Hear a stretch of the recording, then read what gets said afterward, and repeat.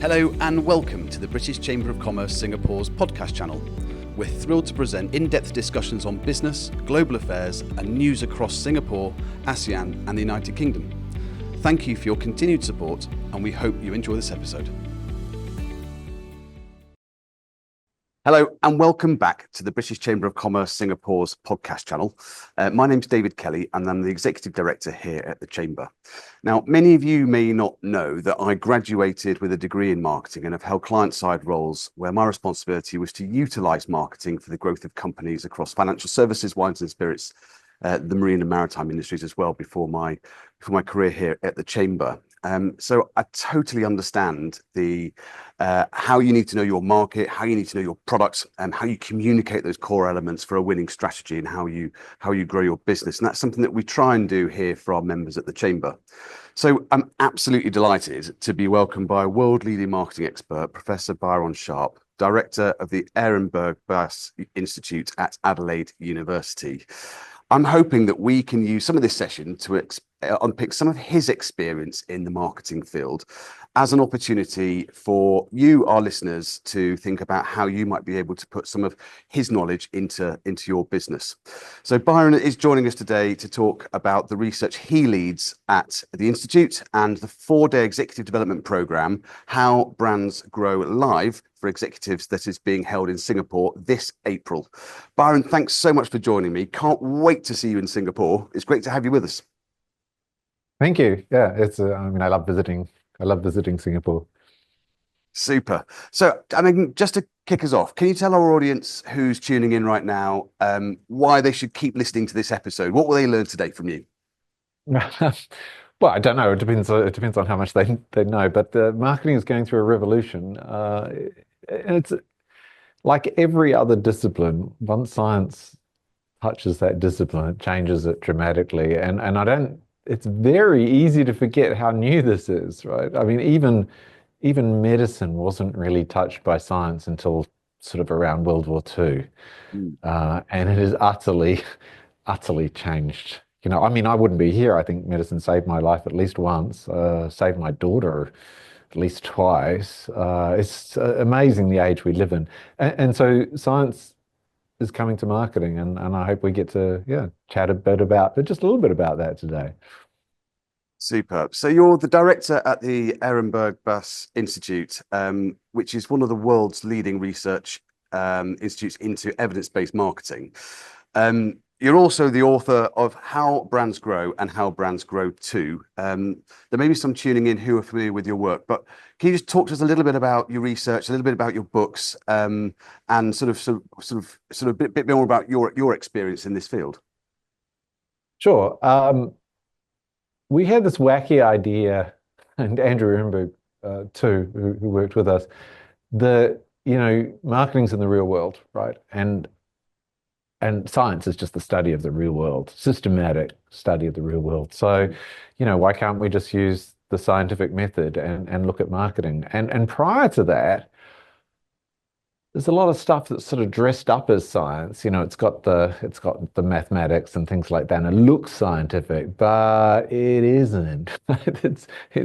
It's not rigorously doing study after study to see if something holds under all sorts of different conditions. So we did that, and we were pretty successful in making discoveries, and because of that, we got supported by corporations all around the world, from Procter Gamble, Coca-Cola, General Motors, etc.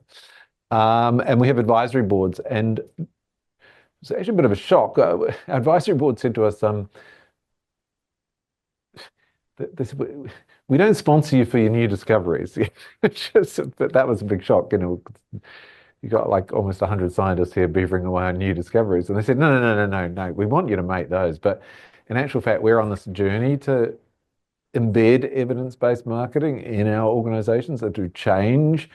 And so what we need is to be close to you and to really dive deep into the fundamental findings. And we'd really like it if you'd write a book that was about the sort of fundamental findings. Which we did, and lo and behold, that's probably the best-selling research-based book in marketing in history.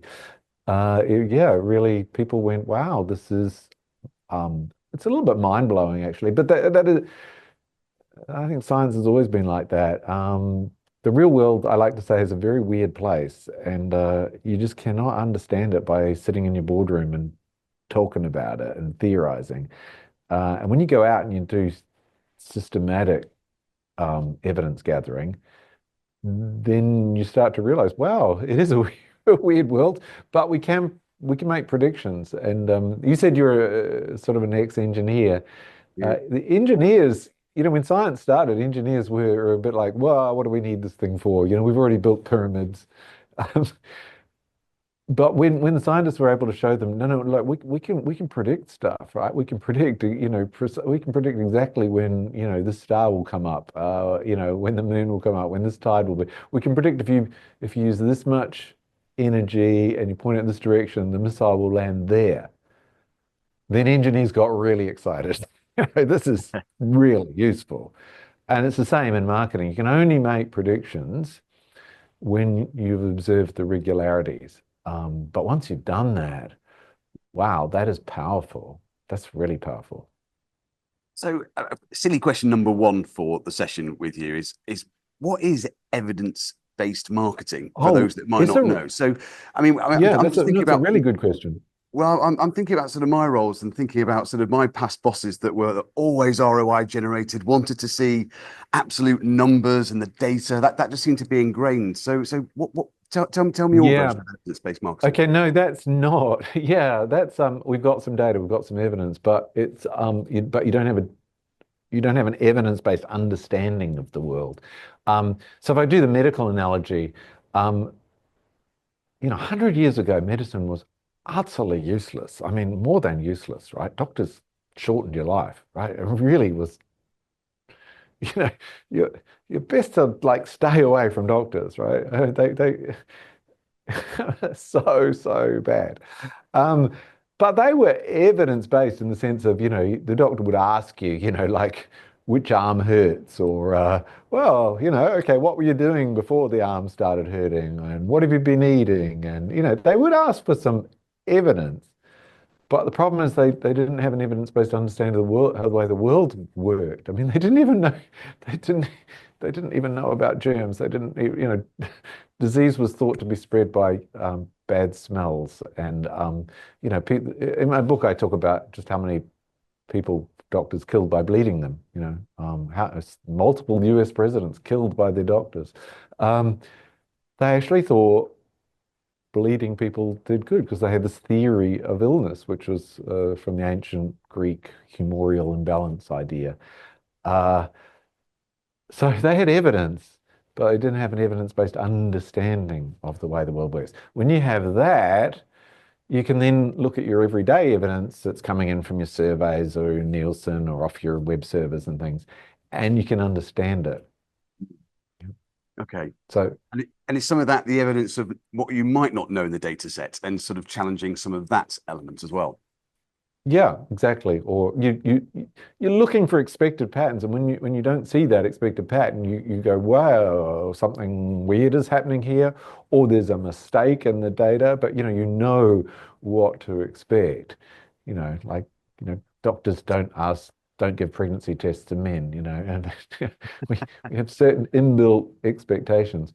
Or yeah, I mean, like any anyone can learn how to measure blood pressure.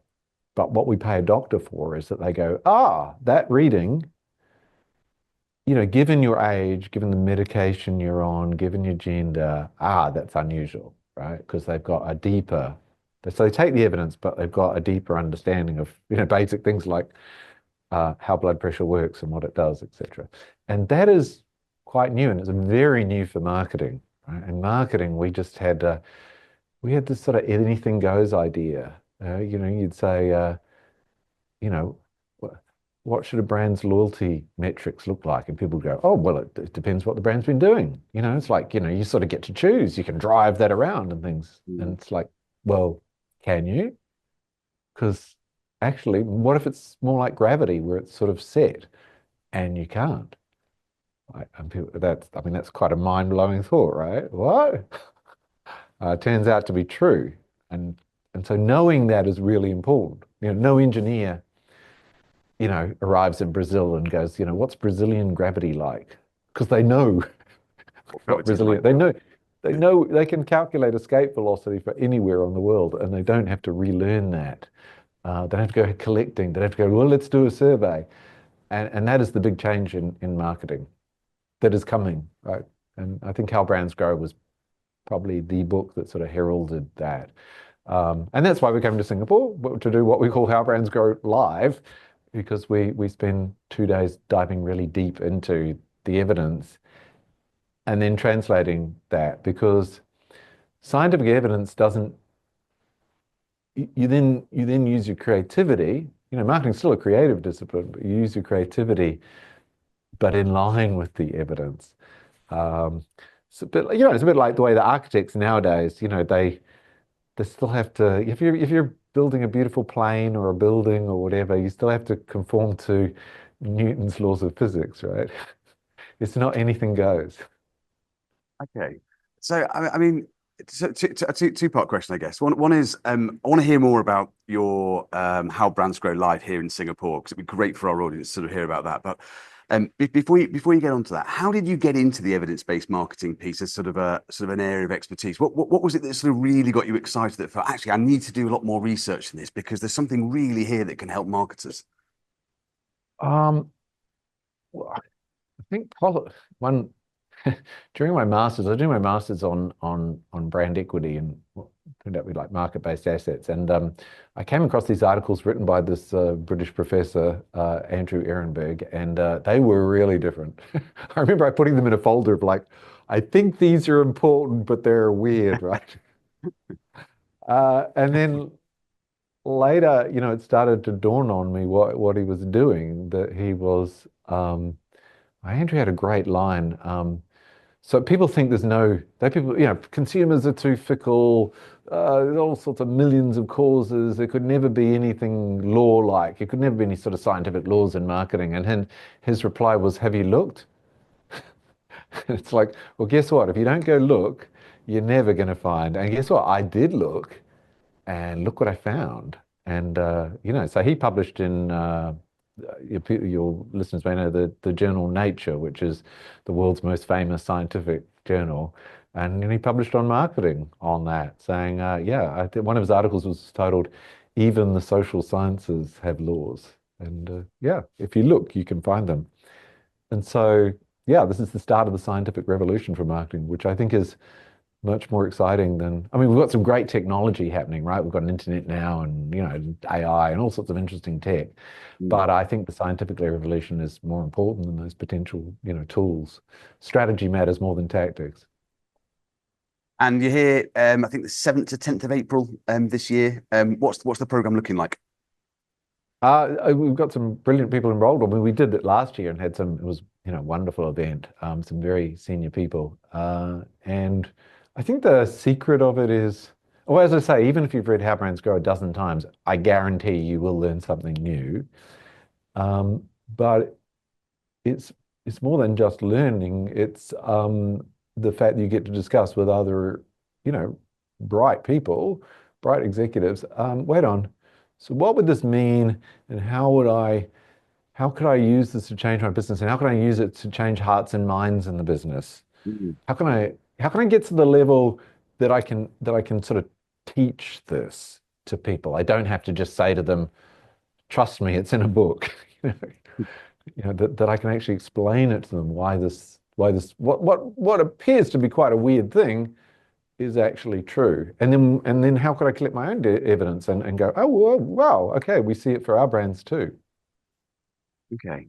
So just to turn into that sort of marketing science piece, because your work does challenge some of the traditional sort of marketing beliefs. It really challenged me when I was researching the marketing strategy really for the chamber around loyalty. Mm. What do you think sort of the biggest misconception is of marketers that they might struggle to still let go of because they're so used to doing something in a certain way? How do they need to sort of change given your research? Um, That's a good question. I think marketing struggles with what I call an attitude problem. So Okay. often in marketing, we feel the answer to everything is to change the what people think about that we're not thought of as good enough or cool enough, or that we've just got to change people's minds, and then suddenly our brand will grow, etc. And so and people say, I'm sure we've got a loyalty problem. I'm sure people don't love us enough. And no, the evidence is actually pretty much people are naturally they just default to being loyal, right? I mean, not exclusively loyal, but they do not buy all the brands. So your customers already are pretty loyal to you, right? I mean, they buy some other brands, but they're giving you loyalty. The problem is you just don't have enough. It's not that you need more loyalty from customers. You need more customers who will give Yeah. you some of their loyalty. And it's very rare that the problem for a brand is that sort of people think ill of it. It's that people just don't think of it. It just doesn't have enough mental availability, and it doesn't have enough, it's what we call physical availability or purchase availability. It's a little bit difficult for them to buy. And the whole thing of loyalty, I suppose, fundamentally, it's the most basic thing of buyers, whether it's a B2B or B2C. Buyers are busy. They want to get on with their lives. They just want to make a good purchase, but they're not going to spend half their life, maximizing the utility on this purchase, like some economists would like us to believe. So they'll be naturally loyal. But if you're a little bit hard to buy, or we don't come to mind, guess what? We don't get chosen. Do you feel there's sort of too much emphasis put on loyalty marketing and the spend of trying to keep or buy loyal customers than there is in terms of really understanding the data and the evidence-based piece? Yes, it's a bit like trying to change gravity rather than, building a lighter plane. Uh, it's Yeah. there's this view that there's all sorts of myths around. Like a classic one is that it costs more to recruit a customer than it does to stop one leaving. And no, the evidence is like really no, that it's not true. Every brand loses customers, right? Even growing brands lose customers, and you lose. And the remarkable thing is you lose about the amount you're supposed to, right? If you're a really big brand, you lose more because you've got more customers to lose. If you're a really small company, you don't lose quite so many because you don't have so many. Mm. But whether you're growing or declining, you lose about the amount you are. What matters, what then determines whether you're growing or declining, is whether you've got acquisition that matches that. If your acquisition is under that, you're shrinking. If your acquisition is over that, you're growing. And it's acquisition rates that determine growth. And not, so you look at that and you see there's a fundamental pattern. We see this in every market. You think, oh, so I get, like I lose customers and it's just the amount I should. That suggests if we invest money in trying to stop customers going, it's not going to change because there must have been someone who did that, right? And we don't see that. Right? I mean, you think in every market there's got to be someone who's the leader in that, but you just don't see it. But we do see acquisition leaders. Oh yeah, we see acquisition leaders. Uh, I was just looking at some data just before I came here. It was on tablets, and there were two tablet brands, one Microsoft and one Kindle, who had very similar defection rates, right? Very similar. But Microsoft's acquisition rate in this data set was like 3 times higher. It's pretty easy to spot the growing brand there, right? Yeah. The Microsoft tablets are growing, the Kindle ones are not. But if you looked at their loyalty, look at the defection rates, you couldn't tell. You couldn't tell at all. And that's what we see everywhere. So as I say, the real world is a weird place, but it tells us it tells you a very profound business thing. Wow, I could overinvest hoping to improve loyalty, and really it would be like I was trying to build an anti-gravity machine. It is just not going to happen. So it's a proper business tool in terms of growing your company as well, when you know that you're Yeah, actually using that data set in that way. And that's yeah. really interesting. And you Um, mentioned, the, can I just explain the deep of understand, course. sort of the more research went on after that law was discovered. And, like, but then the customers are leaving. Why are they leaving? And it turns out they're usually leaving for things that are totally beyond the company's control. Like their business is changing, or they're getting married or dying or something like this. And then when you realize that, you're like, oh, right. So if it's beyond our control, then yeah, no wonder firms can't control their loyalty metrics. Okay. But you could waste a lot of money on them. Yeah, you can do that. You talked about AI when we were sort of initially talking about evidence-based marketing and how there's so many tools available to marketers.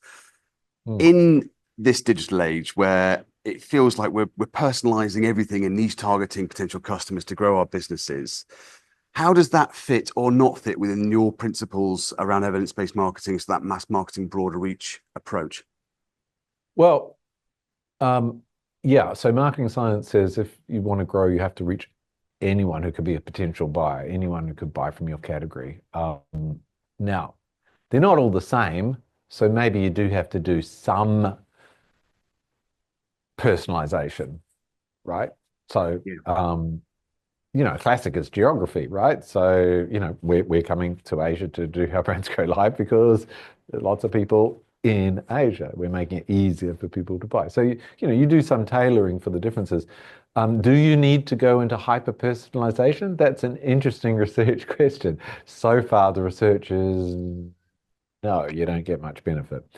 The second thing is, can you do it? And there's a lot of people advertising, a lot of consultants and things saying, oh, you can, and AI will deliver this. But I think we've all noticed in our own lives the sort of ads and stuff that we get served doesn't look very personalized, does it? Suggests that there's a lot of hype going on of saying that they can. Yeah. So it's either really hard to do or it's not worth doing, and it doesn't really matter. It doesn't really matter if if men see women's clothing ads, it doesn't really matter maybe. So be careful of what people are selling versus what is actually achievable in the world, and then whether it matters. In your book, you talk about the mental and physical availability of brands, which I think it really made me think about the distribution of a product or a service and how then you get it into customers' minds in terms of making your brand aware, more aware than others. And how does that? I can see how that sort of works for huge brands like Coca-Cola or Evian, Jaguar Land Rover. But what how can you take some of those principles and help sort of smaller businesses that might not have masses of marketing budget, but that might want to sort of enhance their physical and their mental availability in quite crowded market spaces? Okay, well, it's exactly the same. I mean, whether you're small or big, if you want to grow bigger, you need more mental and physical availability, and you need them to overlap. So big brands don't really have an advantage. I mean, you could say, well, they've got more, but yeah, but they've also had bigger sales targets. You could argue shrinking is easier for them than growth. So they don't really have an advantage in that sense, but they do have a bit of an advantage of getting their mental and physical availability overlapping. Yeah. For the people who the brand is easy to buy, it's also easy or probable that they think of it or notice them. Uh, and overlap obviously matters. You need the two together. So that is a great lesson for small brands. It's not just enough to be doing efforts to get into the brains of people, and not just enough to be getting into ways that people can buy easily. You need them to be overlapping, and that requires a lot more management, I think, when you're a small brand. Yeah. Okay. Thank you. Turning to sort of marketing in an international context, and certainly within Asia, how do your principles translate into markets like Southeast Asia, Northeast Asia, where consumer behaviors and sort of loyalties to brands might be a bit different? How have you seen sort of customer behaviors change in those markets? Right. Well, that's a question people asked after How Brands Grow. If the Red Book came out, they said, you've used Nielsen, Kantar data, but mostly from Western countries. What about things like developing countries? What about Asia? What about Africa? So that's what we looked at in the Blue Book. We explicitly looked at those sort of markets, and lo and behold, you see the same patterns. So they really are very robust and law-like. So look, every market has its own peculiarities and things like that. Just in the same way that every customer, every patient who comes into a doctor's thing is an individual, but you still got to know the fundamentals. And so we see those exactly the same in Asian markets and growing markets and declining markets. There's a lot that's predictable. And that's good because it's a very complicated world out there and there's a lot of stuff we don't know. Yeah. So it's nice to know that there are some things that we do know and therefore can stop us making some horrendous, mistakes and over investing in the wrong area, etc. I always quote, I think it was a Unilever director who said to me, I want my staff to argue over the creative stuff. I don't want them to argue over like how does the world work. We should know that, and if we don't know it, admit it, or maybe we need to go and do some research or something, but that's not something you really argue over. you know so you cannot grow without increasing the size of your customer base. Okay, right, that's law-like, is it? Yep, we see it in every single. Okay, right, well then let's stop arguing over that and think of some creative ways to increase the size of our customer base. Definitely, definitely.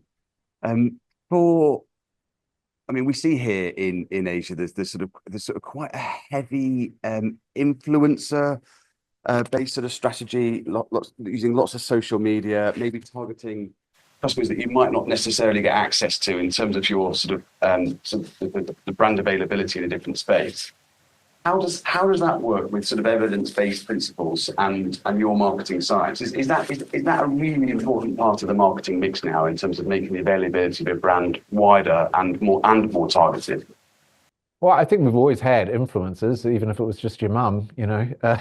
But we've now got influencers who have more reach, and that's potentially exciting because the marketing science says without reach, you will start shrinking, right? And you certainly won't get growth. But it's horses for courses. There are some categories where influencers have been amazing. I think particularly things like makeup and cosmetics for teenage girls. They wanted to learn how to put makeup on and things like that, but they didn't want to be humiliated in front of their friends.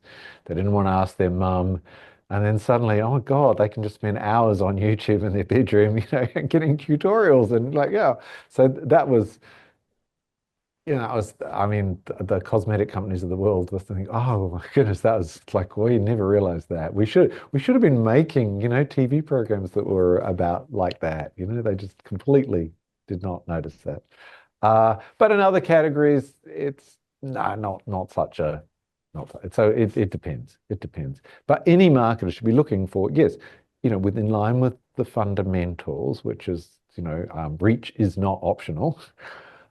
Okay, in my market, what are new ways that I can get reach? And so this is where you do the engineering, I suppose. And the science tells you you've got to get the reach. You've only got, you should be trying to maximize your but much reach as we can get for whatever our size of the budget. And now we go away. Now we do our engineering to work out what it is in our category. Here at the Chamber, we've got many business leaders, many members within the Chamber network. Lots of them are transacting business to business. How do the principles in how brands grow, how your brilliant book, how do they apply to B2B marketing, where relationships and targeted outreach play a bigger role, specifically in a quite a network such as Singapore? Right. Well, the Ehrenberg-Bass Institute is a B2B marketer. I mean, consumers can buy our books, but largely, we're sponsored by companies. So I'm very aware of thing. And we practice what we preach. We realized that I think I remember early on thinking, like we have more PhDs on staff than, the giant, Nielsen's and things, like everyone, why don't people realize what, it's like how bright those people are and things. And I think, that I'm falling for marketing's attitude problem, thinking we just need to Yeah. tell people how good it's like, no, it's not that people think ill of you, Byron. It's that most executives don't think of you. They don't know of you. So you've got, we practice what we preach. There are real challenges for B2B because we don't have the the broad reach media. You can't, I mean, the invention of things like, TV, outdoors, that was fantastic. For a few cents, you can reach a consumer. Yeah. Um, that led companies who were selling stuff that only cost a few dollars, they could they could still reach, millions, billions of people and do this cost effectively. That's hard in B2B. And it's why the big consulting firms stay big and the big accounting firms stay big. It's because why? Because they're like 100 years old and they've been doing this, rigorously, diligently working. So that is one of the peculiarities of B2B. It's a bit frustrating. But I'm going to be an optimist here. The good thing is once you once you have gotten to people's heads, that is really valuable in the B2B thing, right? Because it's hard, right? You had to attend so many meetings, yeah, but once you've got it, that's really hard, right? For a new startup to come and take that off you, because it's going to be really hard for them. It reminds me of the old British joke. It's it's sort of sneering at Americans. There's this joke of this American goes over to some posh Downton Abbey or something in England and goes, oh, that's a beautiful lawn. What a love! It's so perfect. What do you do? And Lord so and so goes, oh, it's very easy. You just water it regularly and mow it regularly. That's all. You just do that for 400 years. 400 years. So in B2B, in all things, I mean, time is our enemy, but it's our friend too. Like we have patience, okay? Building mental and physical availability. If you need to do that very quickly, it will cost you a lot of money.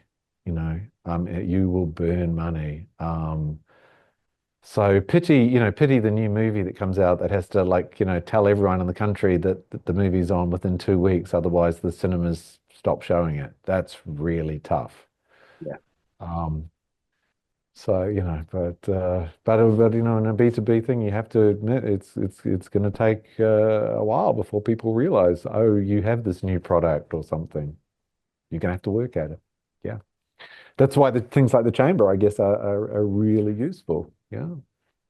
Yeah, no, it's really great super connected network. And just talking about small businesses, actually, Baron, I had a really interesting conversation with someone who's just set up a marketing agency. So she left a big company, really, really amazing mind.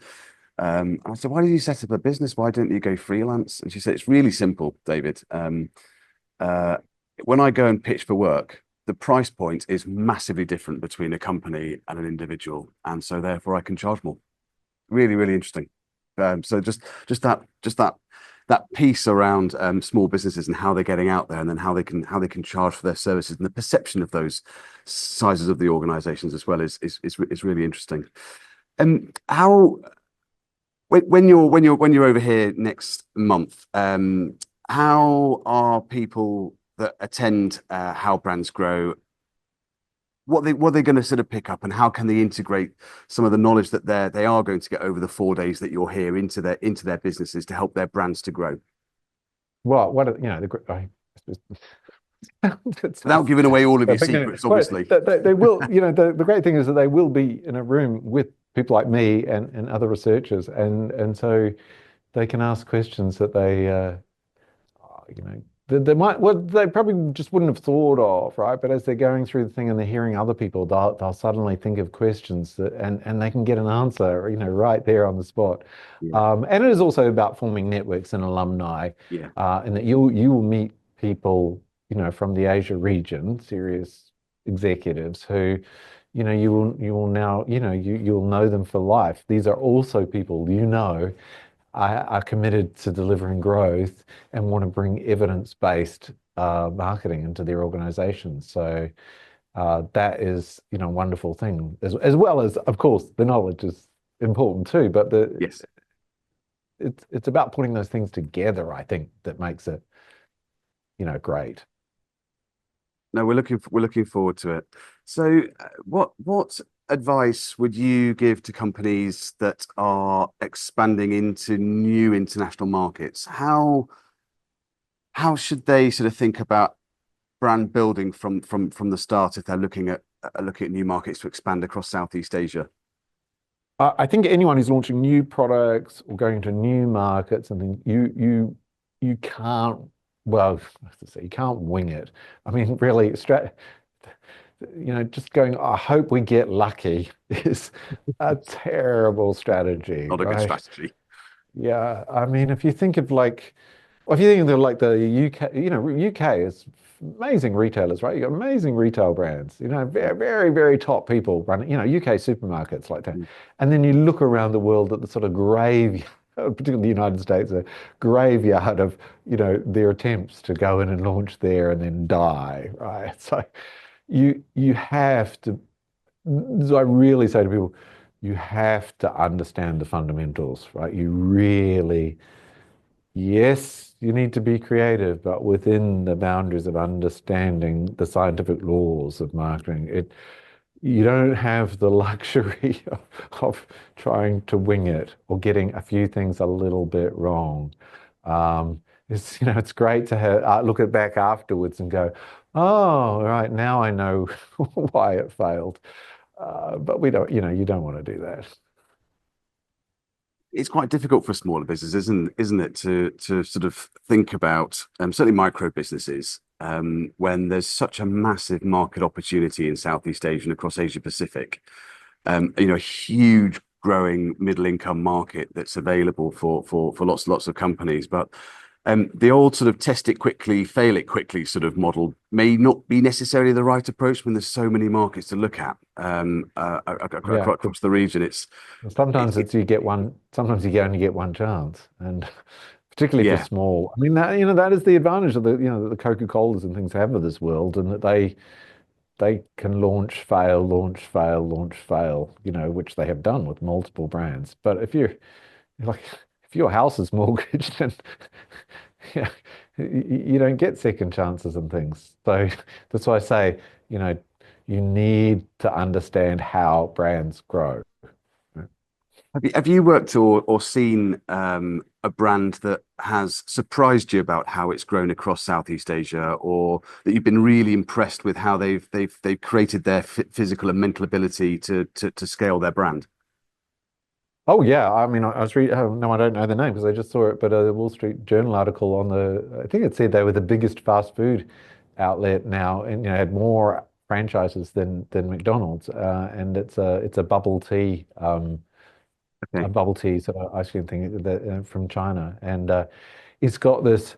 And they said, it's got this amazing, cute mascot, which in the marketing science we would call it's a distinctive asset, right? That makes it very easy for people to see you. So the branding is really distinctive, and their physical availability and their low price points make it really, really, really super accessible. So that's a textbook example of a brand scaling really quickly because it made itself easy to buy.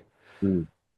Each week it was easy to buy for more people and more people and more people and more people.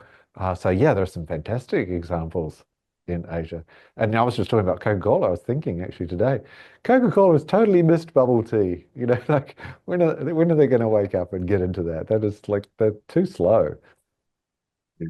Amazing. Even in the small village where my mother lives, there's a bubble tea shop there. You just think this is incredible. I mean, I couldn't Yeah. believe in travel to St. Peter in the UK, it was unbelievable. Um, Byron, can we talk about the future of marketing? Can we sort of if Hmm. we can give you a crystal ball for a minute and sort of think about where things are going? There's tons and tons of tech that's coming out. AI is changing the landscape. I mean, I remember having a conversation around, are all journalists gone because AI is going to take over and start writing the content for us? But I don't believe that's the case. Personally, I think we a lot of it is buying through people and building relationships, etc. But where do you see the future in terms of technology having this massive shift and impacting the way that companies need to sort of think about their brands and how they're going to expand?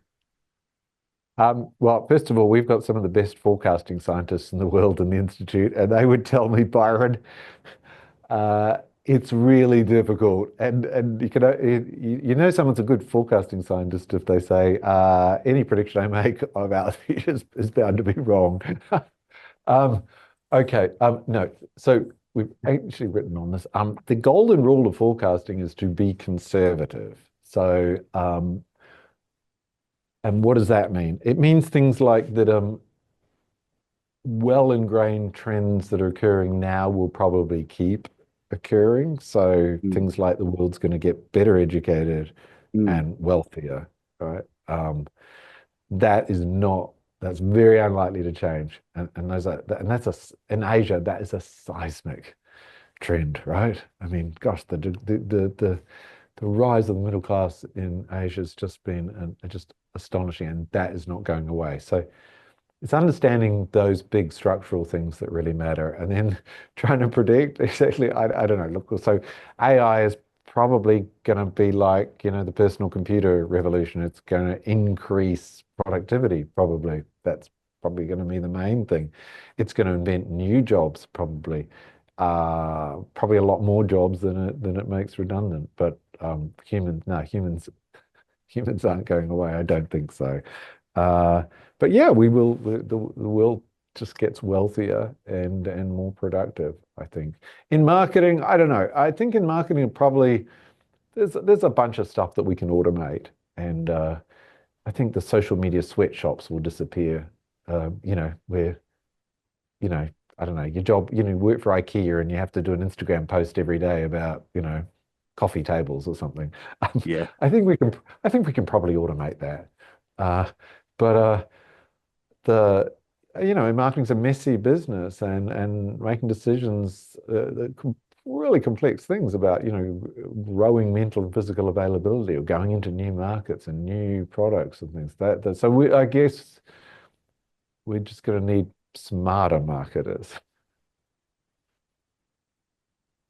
And thinking about the next generation, I mean, you're obviously at the heart of this through the institute and the university. Yeah. What are some of the things that about marketing and how it's currently taught in universities that you might want to change in the future? Are there certain elements that you're thinking actually this will change going forwards? Oh yeah, yeah. Just a little while ago, I gave a lecture at I won't name it, a top European business school. And afterwards they went, "Oh, we're going to have to change the way we teach marketing." And I thought, yeah, well, you are.